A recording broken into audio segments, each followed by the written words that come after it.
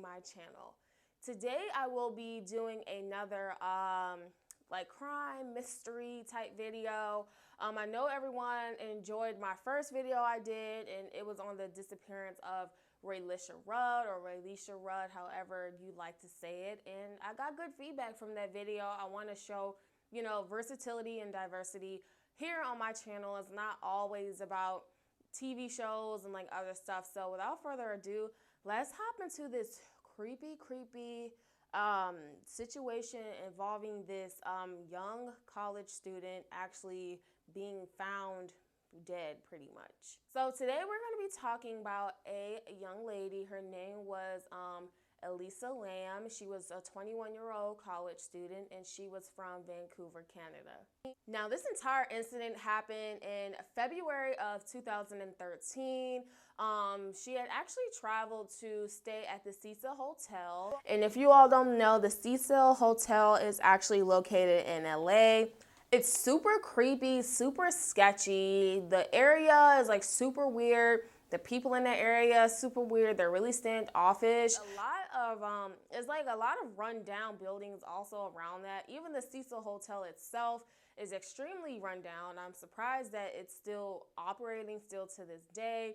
And this is extremely weird that she would even go to this hotel in this type of town or environment. But she was staying at the Cecil Hotel in LA in February of 2013. She actually died at the hotel, and no one truly knows how she died, or like why she even died, because the circumstances surrounding this girl's death is just super sketchy and super weird. Now, there's this footage that was actually taken from the elevator inside of the hotel. Now, inside of the elevator, it looks like she walked into the elevator and she started like pressing all of the buttons like on the floors, and she was just like pressing all of them and pressing them, stuff like that. And then she would like stand to the side like she's like possibly hiding from someone, and she would just continue to like press all the buttons, like maybe trying to get it to close, maybe trying to get the elevator to go up or down. And it was a really sketchy situation. So you can see her in the video clip. She kind of steps out of the elevator a little bit, and she's like looking around. She looks like creeped out, and then she just jumps back into the elevator at one point. And then she actually steps out of the elevator, and she looks like she's maybe conversing with someone possibly. And she starts doing these weird like hand gestures. It looked super weird. I can't even like emulate that, but it looked really weird. It looked like she was like a alien or something like that, but people said like it looked like she was just conversing with someone at the other end of the hallway, and she was doing these weird like wrist motions and stuff like that. Now, shortly after she was doing all of that, she kind of just exits out the frame of the elevator camera, and then the elevator doors finally close. After all that time of her trying to get the doors closed, they finally close after she walks away. And then it's really weird because the elevator doors opened back up, then closed again, opened back up, and then they closed again. A lot of people speculate that that footage to the elevator was actually tampered with.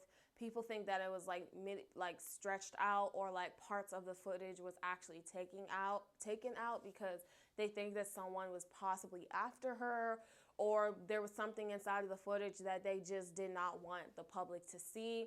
And maybe like that footage in the elevator was like tampered with, because it kind of jumps around and it kind of just doesn't make a whole lot of sense. 18 days after her disappearance, a lot of people started to complain about the water in the hotel. Like, hey, the water is smelling a little bit funky. It has like this odor. And then some people that were staying at the hotel said that their water was actually discolored. It was actually like green and orange and brown. And they really didn't know like what the heck was going on with the water. So there was numerous reports from people staying in the hotel to like the front desk, like, hey, what the heck's going on with the water? It smells bad. It stinks. I can't bathe in this. I can't drink this. Look at the colors. Like, what the heck is going on? So eventually they actually checked the tanks to the hotel that's actually located on top of the roof. And they checked the tanks, and they actually found Elisa Lam's naked, decaying body inside of the hot water tank, floating there, and she was dead. She had been floating there for 18 days inside of this freaking tank, and her body was literally deteriorating in the water. And the not residents, but the guests at the hotel were actually drinking and bathing in like this water. Oh my God. I just can't do it. Like, dude, there would be like some sort of, I don't know, there'd be like a lawsuit or something. This is like really crazy. They were actually drinking this water. It was contaminated because it was like decaying flesh inside of the water pipes, and they were all drinking it and stuff like that. Now, again, her body was, she was completely naked.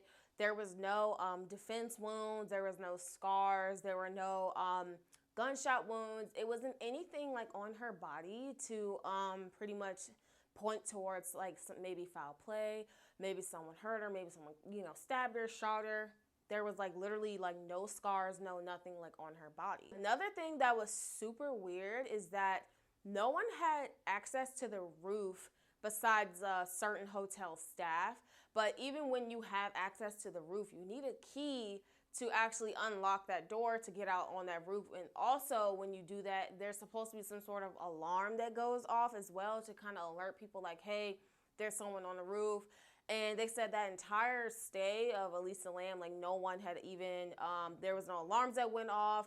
No one went up to the roof that day. None of the hotel staff was scheduled to even go up there. Like, why would they? Like, there was nothing wrong at the time. So they don't even know how Elisa even got to the roof, was able to access the door onto the roof if it's locked, and why the alarm system never actually went off or wasn't even triggered if she actually went onto the roof. That's super sketchy, right? Now, there's a lot of theories surrounding her death and her being found in the tanks dead. People think that she was just on some sort of drug trip and she just kind of lost her mind and she was just going crazy, which maybe explains like the elevator footage and why she was like, pressing all the buttons. She was like looking, maybe she was hallucinating that someone was there. Her hands were moving weird. Maybe she was like on drugs and having some sort of drug trip, right?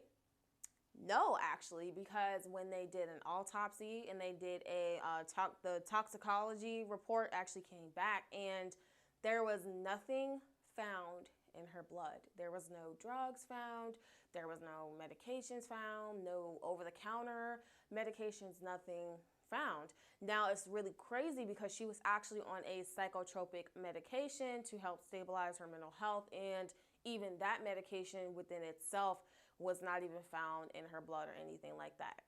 A lot of people speculate that Elisa Lam committed suicide and she just was tired of life and she wanted to, just go to this hotel to stay to herself. And, she just was trying to press all the buttons, just trying to figure out, like, how do you get to the roof or something like that. Maybe she was talking to somebody outside the elevator or something, and she was just trying to figure out how to get to the top of the roof, and maybe she just wanted to take all her clothes off and just jump inside the tank and drown herself because she's just tired of life. Now, I think that's far-fetched, me personally. I don't think she committed suicide personally. I just don't feel like that theory of her just trying to get to the roof. And why would you strip naked? Like, that's weird. Like, if you're gonna drown yourself, why does it matter if you have clothes on, right? So I don't know. People say possibly she did. These are just theories, but I don't really believe that theory. Now, I have also, because I went on Reddit, everyone. Reddit has some good conversations in regards to certain missing persons reports and stuff like that. I went on Reddit. I go look up these stories, these concrete facts from different websites and stuff. But I also go to Reddit just to see what do we talk about amongst ourselves. And a lot of people said that it looked like she was playing some sort of elevator game that some YouTubers play. And I'm just like, well, what the heck is this elevator game? I've never heard of this elevator game. So allegedly, this game is you're supposed to be by yourself and you're supposed to get inside of the elevator and you're supposed to click the buttons to each floor or something like that. I'm probably explaining this super wrong.